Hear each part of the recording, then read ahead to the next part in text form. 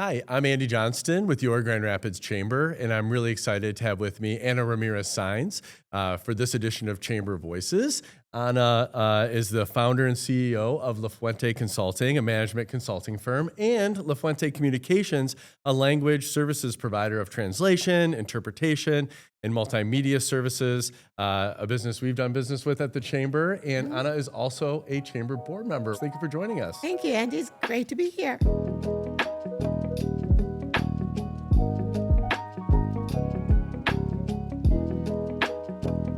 You built your career around helping people and organizations communicate better across cultures. Talk a little bit about how'd you get into that work? My professional background is in corporate banking, and I have always been involved in community. I've always been involved in my employer's development in terms of cultural work. And so it just was a natural fit. So then when I was ready to start my business, it was a natural fit to go in that direction.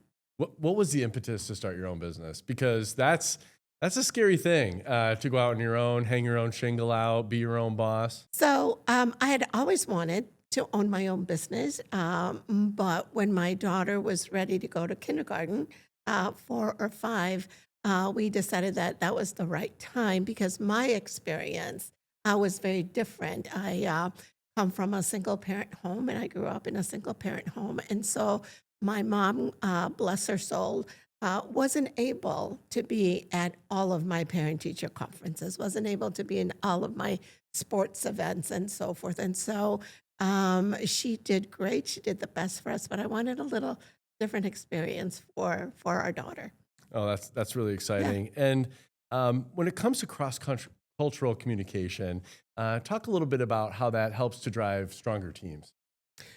So that's a really great question because I don't think that a lot of people realize how diverse and how multicultural our area is. And so here in our West Michigan area, we have more than 15 Fortune 100 companies, and we have some of the largest regional companies in Michigan and in the Midwest. And these companies employ a diverse workforce. So these companies have anywhere between 20 to 60% of their workforce that are limited English or that English is not their first language. So when you take a look at that, you think about how this diverse workforce is driving not only the engine of our economy, but also the supply chain Hmm. for our companies to manufacture, to distribute, and sell our products. So it's really, really critical for us as a West Michigan economy to really be aware of the role that culture and language plays in our success. Yeah, if we want to be a growing metro region, we need newcomers to our community, people with different cultures. I'm always, thinking about the stat that our friends at Global Detroit share with us that the number of metro regions that have grown without new Americans is zero. You need Exactly. people coming to our area to help drive that growth. And we are the growing part of the state of Michigan. Exactly. And that doesn't happen by accident. You Right. have to create that warm and welcoming culture and develop those strong teams. I think many leadership speakers or business speakers talk about the value of communication. And I think many leaders understand the why behind improving communication, but maybe struggle with the how. So, what do you tell business leaders, or where do you start with them who want to work to create a better culture but aren't sure where to begin? Okay. So I have a three-pronged approach, which is listen, learn, and lead. And so when I come upon a new client or they ask me to come and talk to them about their culture and their multicultural communication issues, I usually have some questions, like questions like, are you aware of how diverse linguistically your workforce is? Um, how are you guys communicating now, and how would you like to communicate in the future? So we start with getting to know each other, but I think the first piece of it is listening. Are we listening to what our employees are saying? particularly those that are limited English. So are we really truly listening? Are we there? Are we present? Are we um, taking the pulse of what that is like? And so when you think about the how, I think the first is you listen, then you learn. What are they saying to you? And are we taking that feedback and turning it into actionable items? You don't need a huge program. You need the right program and you need the right tactics. And they don't have to be huge. You can start small. And so, are we learning from that feedback and then leading? So, are they modeling what they've listened to, what they've learned, and are they modeling their values, their lived experiences? Because as you and I know, actions speak louder than words, right? And so those are some of the things that we start our conversations with before diving in of what would be the right approach for them. Right. Because if you ask for their feedback and then you don't act on it, that could damage trust. Absolutely. And, counteract everything you're trying to accomplish. So when it comes to listening, are there ways that maybe business leaders should be thinking about how they go about listening? Is it a survey? Is it one-on-one conversations? Is it all of the above? Um, I think it depends on them and their personality Mm-hmm. and their leadership group. If a company is not used to taking a survey and you do a survey, then you go like, oh my God, what's the survey? What do they want? What are they? So doubt begins to creep in. If they're used to holding listening groups or feedback sessions, that might be a way. Or one-on-ones might work best for them. So it could be a combination. But I think the most important thing for that leader is to be present Mm-hmm. and to really show that they care. Right. It seems simple and trite, but it works every time. Right. And it takes intention every day Exactly. to follow through on that, especially as a leader, because everyone's looking to you all the time with all your behaviors to make sure you're modeling what you're Exactly. asking them to do as well. So one of the things that's on everybody's mind is AI, and I don't think it's a surprise that it's here because I think we've been aware that it's been coming for a while, but now it's really here. It is here. Are there any ways that you're seeing that be incorporated into your businesses or into this, listen, learn, lead, or helping people do better communicating cross-culturally? That's a great question, and it's on everybody's mind. And it's also on our mind, not only as a company, but how do we look to the future, right? And so, in my view, you can think about AI as a friend or a foe, right? I think AI brings a lot of good relative to data mining, information, etc. But in the world of communications, which is the translation, the interpreting, and the multimedia, Mm-hmm. AI can be your friend in the sense of giving you information, Mm-hmm. but it cannot replace a human. Mm-hmm. And so, what we have done on the communication side is we know that companies and ourselves as well are looking to be more efficient, to be more cost effective. So many companies are doing the Google Translate, Mm-hmm. and we know that. But what we say to them is, you can do that, but understand the risks that you're taking because you do not want to send a letter that is not correct. You wouldn't do it in English, so why would you do it in another language? Right. So be careful. What we've done is we've provided and put services in to look at what customers are doing. Send it to us. We will look at it. We will edit it. And we will tell you, honestly, Mm-hmm. please don't send this. Please don't send this. Right. Or we make minor adjustments. So we need to be adaptable, but it is impacting us. But we're learning to be adaptable for our clients because they need that help in that direction. Mm-hmm. Good lessons, I think, generally with AI is double check, talk to subject matter experts. Otherwise, you can get into deeper trouble than maybe you were in before. Yeah. When you look back on, your business journey, are there any particular wins or meaningful change that you've been able to help your clients accomplish? That's a great question. And for us, because of the communication side, Hmm. we see some immediate wins. But I will never forget my first one back in, I would say 28, 20, Hmm. '08, around there, where a company called us and said, "Oh my God, Anna, we are having problems." Okay, what's the problem? We have 4 language groups and our workman's comp is going through the roof. We've got conflict, in our workforce. We have wayfinding issues. High-lows are bumping into each other, Hmm. and we've got absenteeism. Hmm. So we know that we've got some issues. So as we do critical analysis, not only in the consulting side, but in workflows and communication, so we went and did an analysis and put together a multilingual strategy. And so in the factory, we did wayfinding and we Hmm. did it in colors.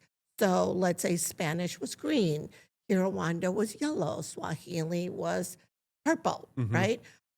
So that people would know how to move around. We did signs that were hanging from the ceiling, right? And so that helped to cut a lot of the accidents. So you don't think about language translation or wayfinding as real solutions to business issues. But when we did that, we saw a dramatic impact on the Yeah. company, Yeah. not only on how people began to communicate better with them, but also it was a real decrease in cost and increase in productivity. So for us, that was a really, really big win.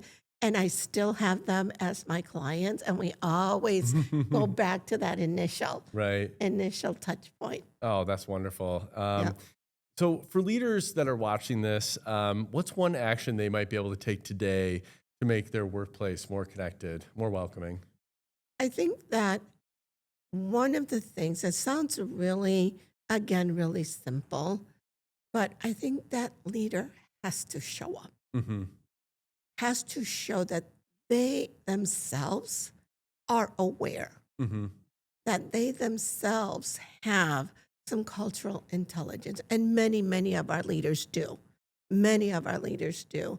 Uh, but those middle managers that are coming up to be leaders Hmm. look to senior leadership, look to executive leadership. So you have to show up. You have to demonstrate because employees, in all actuality, that's what they're looking for. Yeah, they want to know that you care.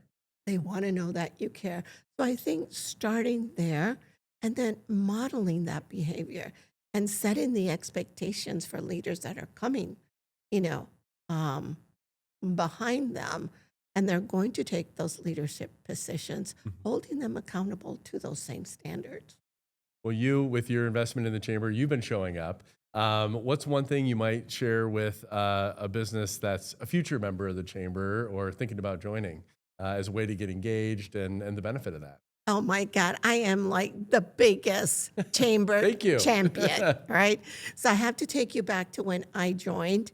I had never been interviewed before, and the chamber interviewed me. And I was just talking about, so I did my membership, and then I started networking. And all of a sudden, within 2 months, I had 4 new clients. And so I thought, wow, my membership really pays off. But I think it's really vital. It's really vital if you're a business, no matter what size, if you're a business in West Michigan, you have to be part of the chamber because there's so many resources.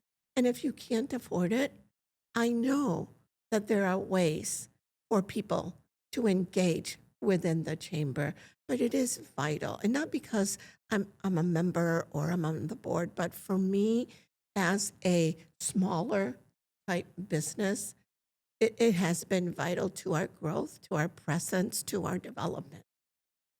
So you've started your own business, worked in corporate culture, you've guided teams, you've coached executives. What's one piece of advice that you've learned along the way that's really impacted your leadership journey? So one piece, can I turn it into three? Oh, I like okay, of threes. course, yes. I love let's do it, threes. yeah. But I think what I was told from a friend of mine when I started, I went to see him to show him my marketing materials Hmm. and just get some feedback. And so, a 15-minute meeting that I thought we were going to have turned into 2 hours. And so the best thing that I walked away from that interaction was be who you are, be yourself. You must be prepared, really prepared. So you got to know your stuff, Hmm. right? But also, the biggest one is to serve with humility. And that's what really has guided me through my professional life and through my entrepreneurial life is to really, be a servant leader and care genuinely about people first. Yeah, that really does make all the difference. When you look to the future, where do you see West Michigan going? This business community, maybe what's something that excites you? I think that we are positioned to really begin to reap the benefits of the investment of the last 10 years, right? Grand Rapids has done incredible investment in lots of different areas. And so we need to, continue that. But I think we're poised to begin to reap some of those benefits. So I'm very bullish on West Michigan. On the consulting side and on the communication side, all told, we have clients in 21 states. So when I look at the landscape and Hmm. how we are thriving here, I'm very hopeful for us and for our future. But that depends on, again, three things. We have to understand where we are in the economic structure. We have to understand that it's going to take all of us to do it together.